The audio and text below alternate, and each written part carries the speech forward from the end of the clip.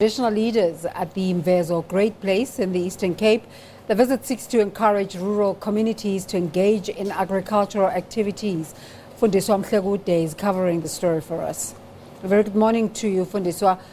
What's happening where you are?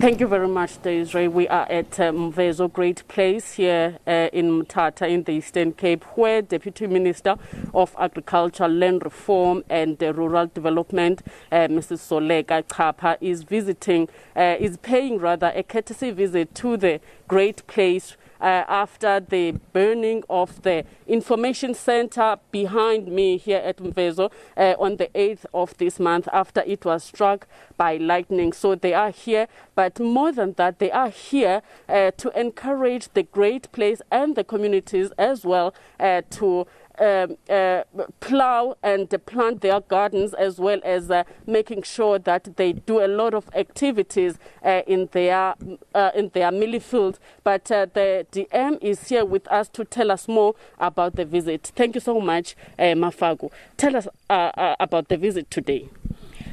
Our visit, myself as the Deputy Minister, the DG, and all the relevant officials, both from national and province, to pay a visit, having had the report that it was unfortunate that almost 10 million infrastructure was damaged by the lightning. But at the same time, because we don't have a lot of time, we combined this visit to ensure that, since this part was a pilot project for rural development, for comprehensive rural development, we want then to assess whether this building is still safe to be renovated, or it will have to be demolished. And on that aspect, we have agreed that we will send specialists in engineering and all other aspects to come and make an assessment so that we can provide a comprehensive report and a recommendation as to what must happen with the building, because it is still required. Number two, we have assessed what was done in order to recognize the pilot site of comprehensive rural development. And then we found also that what has been done, like the bridge, as well as a paved road, and the buildings within Mvezo Komkhulu, we need indeed to ensure that there is maintenance in order to sustain what we have already provided. We also will send a task team which will work definitely and deliberately with the district municipality and the local municipalities to make proper assessment, because whatever led this area to be a pilot site might have also changed over time, maybe changed for worse. So before then we embark and then start to say, come next budget, these are the programs that will address and ensure that we fulfill our mandate as a department, will have to be redone. And therefore, in the spirit of district development model, bring in on board all others that are required. But most importantly is the fact that there is hunger and poverty. And therefore we'll have to embark on a business plan as to how many hectares are going to be under cropping. Also, the possibility of short-term of providing water while working on the big Umbashe River to get an irrigation scheme for the villages. But indeed, we might have to go the way of boreholes for 25 hectares elsewhere and another 25. But all in all, we might get to 1,000 hectares that will need our attention to produce production of various things, then there will be an issue of food processing or out of what they are actually providing. Okay, you have answered that question because we heard when we came here that there has been a challenge of water provision in this area. Now, ma'am, you have engaged with the traditional council as well as the community inside the hall. From what you have heard, what exactly is the challenge here at Mvezo? There are challenges like all rural areas in our country, countrywide.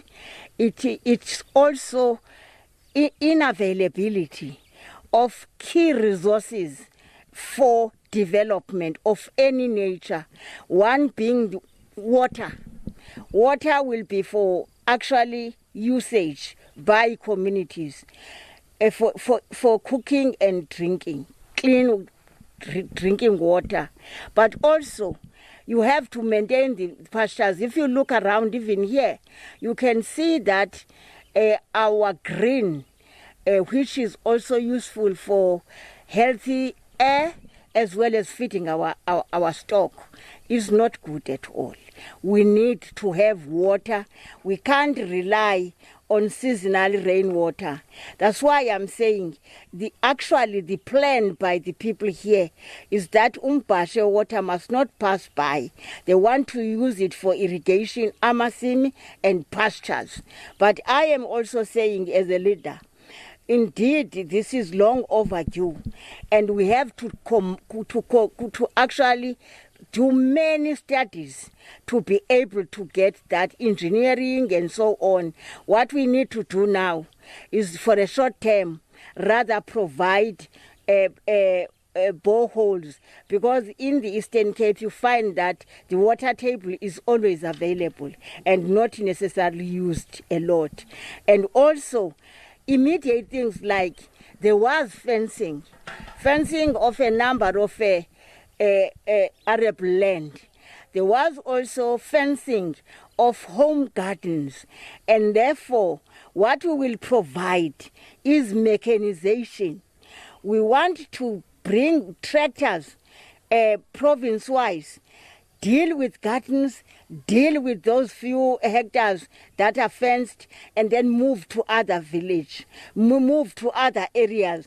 Because indeed, the issue of tractors is a problem in our country, because people want to own tractors, but they can't maintain them. And you lose all the tractors that have been provided by government. We better go for mechanization, where we have mechanization centers. And if we go to a 200, we must finish it in 2 days, because others will be using plows. Others will be using big and small discs. Others will be 4-row planting, so that we go in an area, take 2 weeks, we are done. Then we move to another area.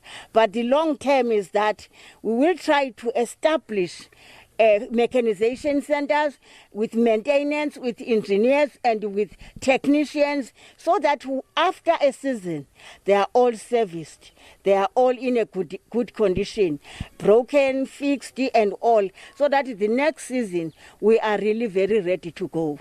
Lastly, ma'am, the issue of poverty in this area, because you will see that maybe you say you'll provide mechanization and stuff, but people will say, I do have a garden, it's well fenced, but I do not have seedlings or anything to use in my garden.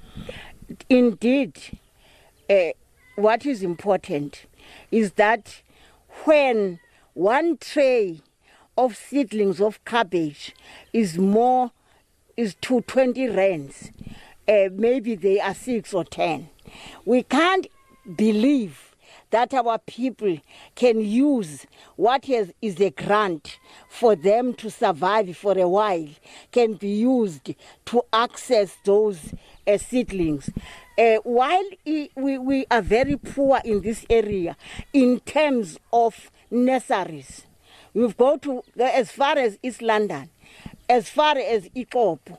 Then while we have a big plan of having cooperatives of our young people, especially those who have qualified as agricultural specialists in various forms. We must utilize them so that they can run nurseries. But the existence of a nursery is more than important per area. But now we will have to go the route of buying them. But we will have to ensure fencing is good. Land has been properly actually prepared. Cow manure has been brought in to actually fertilize the soil, and then the issue of water. But we have already about 500 small home gardens that have been fenced. But indeed, you see the soil, it requires more than the owner to get it into the right form for a better production.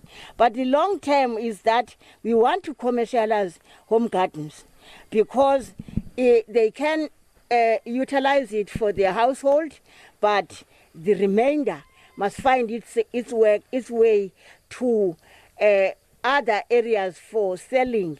But I'm also seriously eyeing the food security in school nutrition, because every area has got schools, more than one. But you find that what they eat on a daily basis comes from outside. While there's poverty in the area, while there are unemployed graduates and those who are dropouts, whom we must pick up.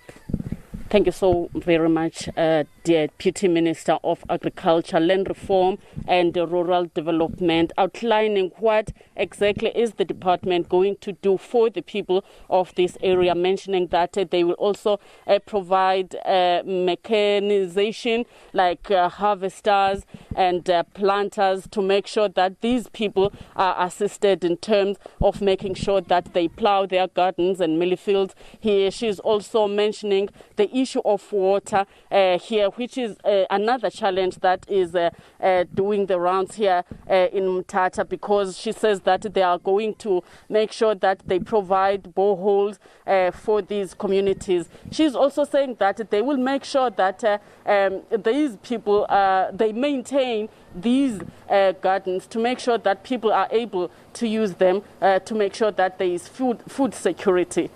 Desiree.